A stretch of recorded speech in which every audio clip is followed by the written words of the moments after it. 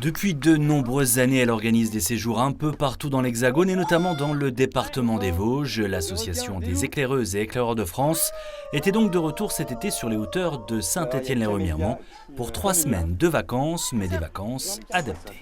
C'est un séjour particulier puisque tout d'abord on reçoit des jeunes en situation de handicap mental, donc voilà, avec l'appellation d'un séjour adapté.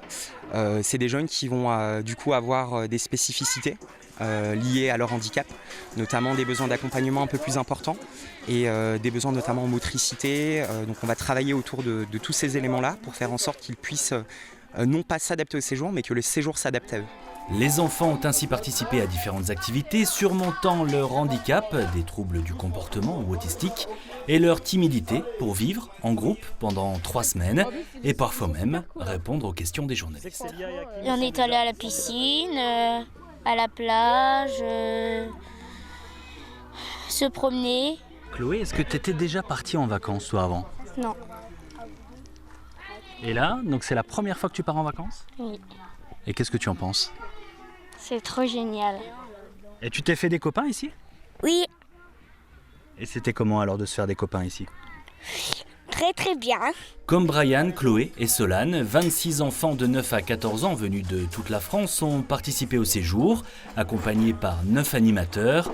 On sait d'ailleurs que le secteur peine à recruter avec des salaires qui tournent autour des 30 € bruts par jour.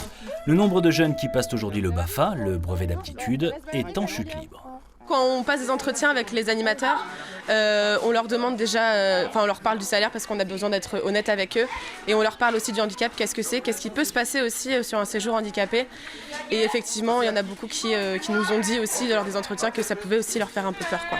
Camélia, elle, n'a pas eu peur, bien au contraire, elle est enseignante en Normandie et voulait vivre cette expérience. J'ai beaucoup d'élèves aussi en situation de handicap dans mes classes et je voulais savoir comment mieux me former vis-à-vis d'eux et comment mieux gérer en classe face à différentes situations, que ce soit leur apporter du coup de l'animation, parce que dans les écoles on ne fait pas que des devoirs, hein, on fait d'autres choses.